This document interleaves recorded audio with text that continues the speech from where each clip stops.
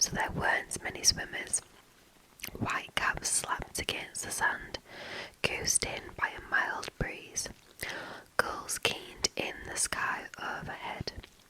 Down the beach, a kid was throwing a softball for his dog. The big yellow lab was having a blast, splashing through the shallows, snapping up the ball and fetching it back to the boy. Farther out, 3 teens were waist deep in the breakers, tossing a frisbee around. A lifeguard in a tower chair was on duty, sort of. He seemed to be more interested in chatting up a gaggle of summer girls in micro bikinis. It was a gorgeous afternoon on the darkest day of my life, and it wasn't going to be my last.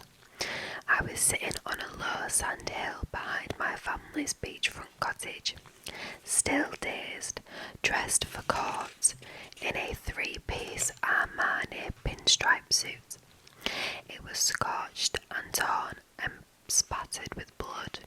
I had a pistol in my lap. I wasn't sure whose blood was on me, my fiance's or mine. It didn't matter, the blood was on me.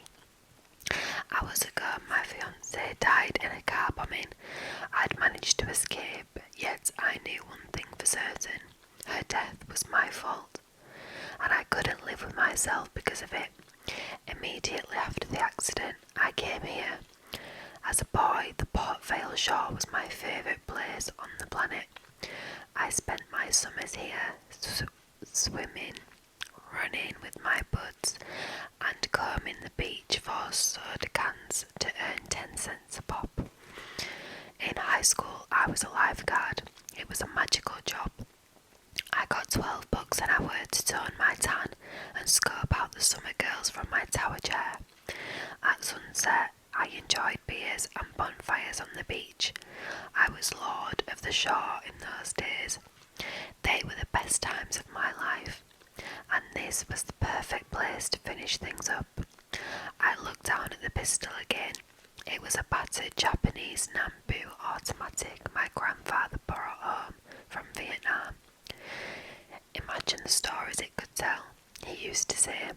Now it would have one more. Except, guns leave a god-awful mess.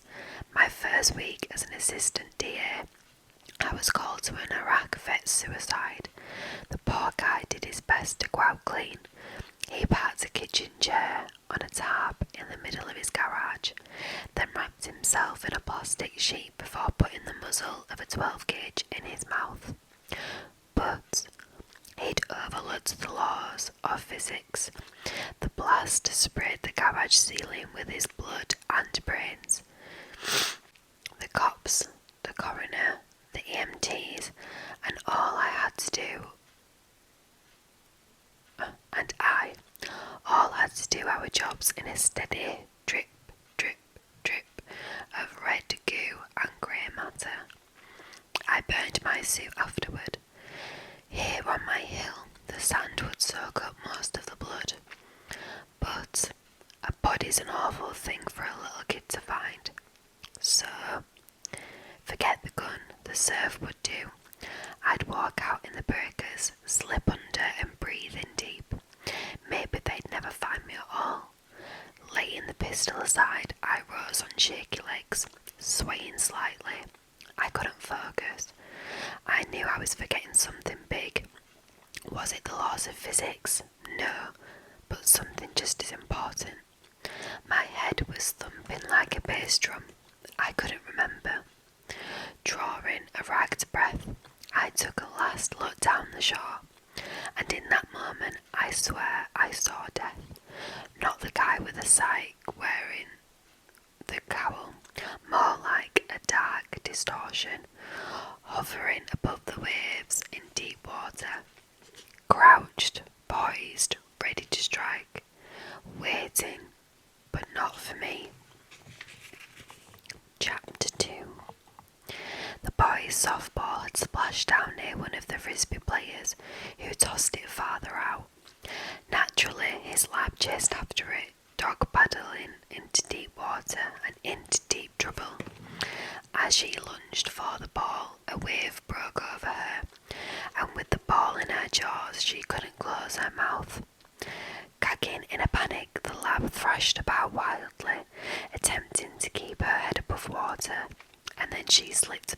surface.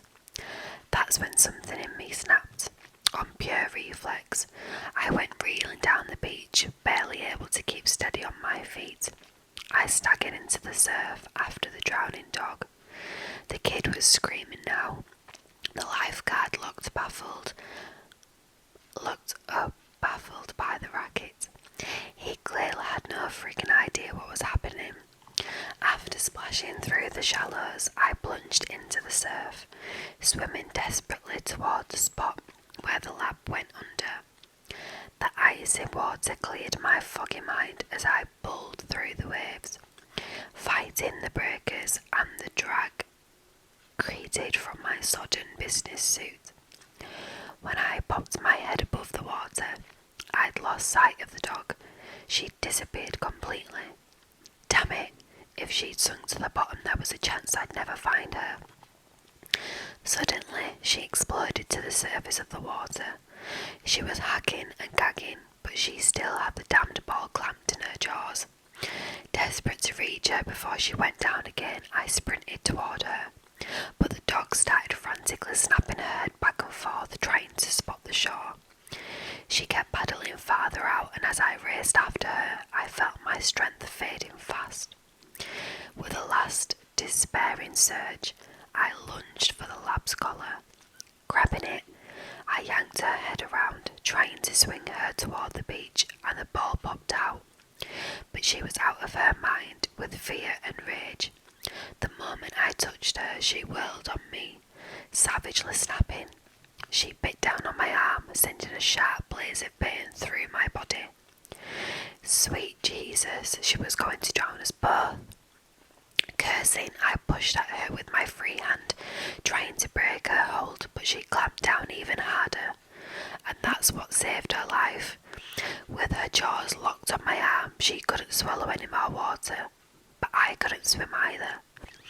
Rolling over, I managed to support her as I side-stroked back to the shallows with my free arm, hauling her with me until my feet brushed the bottom. Even then, she wouldn't let go, so I gathered her up. I staggered ashore with the exhausted dog cradled in my arms, her jaws still clamped on me. Not a soul came to help me. They were all too busy filming the whole episode with their phones. I dropped to my knees in the sand. The second the lab's paws touched solid ground, she squirmed free of my arms and went tearing off to the boy and a woman who were both crying and yelling.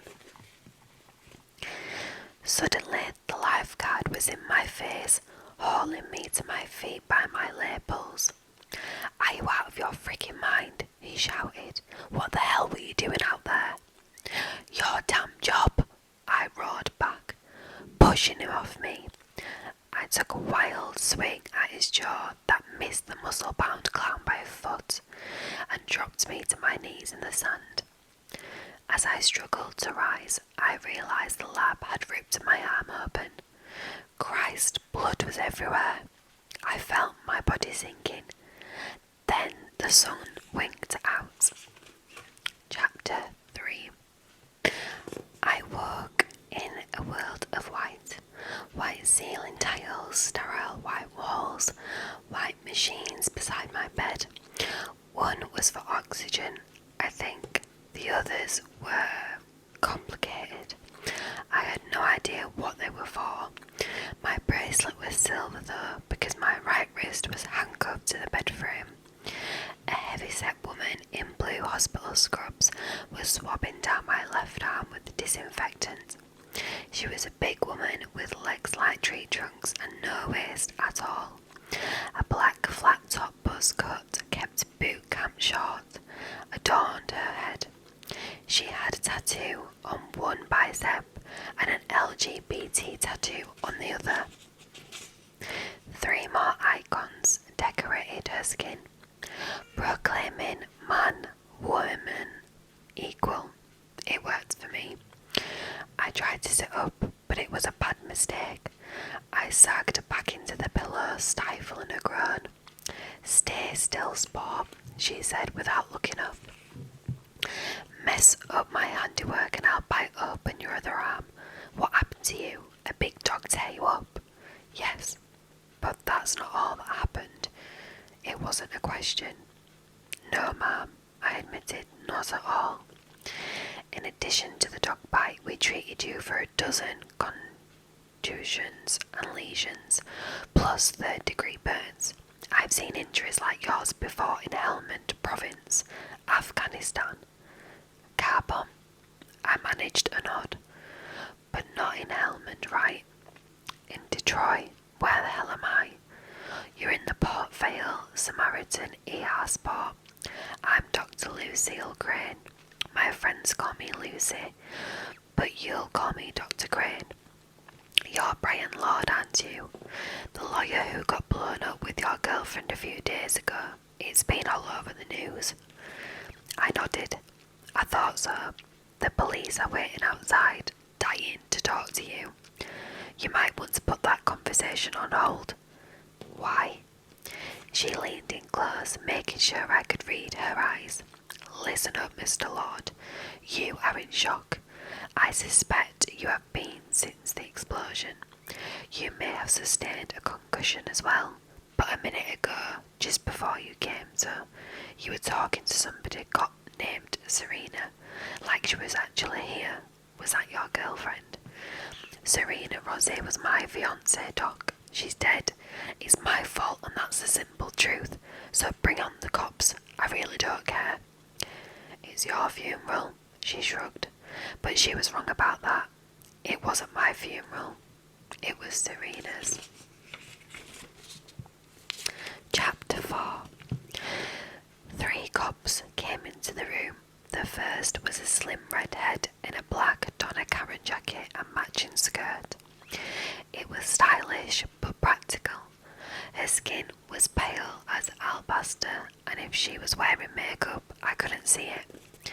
She introduced herself as Lieutenant Beverly Hillard of Detroit Metro Homicide. It made sense since the car bombing happened in Detroit, though Port Vale is a beachfront community 20 miles up the lake, Huron shore. Motown detectives work with locals all the time. Her partner, Stan Buchek, was from the Metro Bomb Squad. He wore a brush cut, a tweed CS sport coat, and looked as square and dense as a cement block. A policewoman trailed them in, but stayed by the door.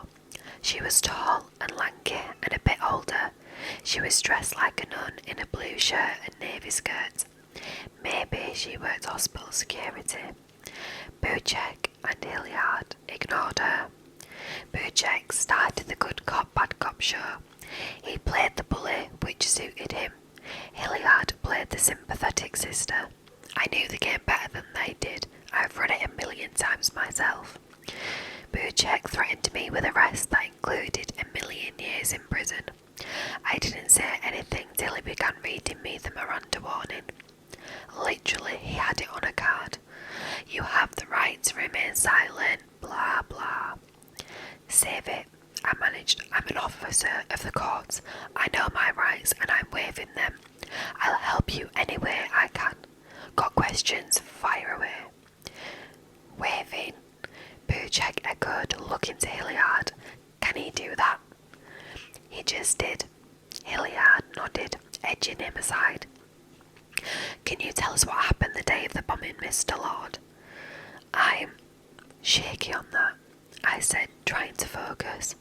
I was carrying a suitcase out to the car. I could feel my eyes closing. Snap out of it, pal, Buchek said, prodding my shoulder sharply.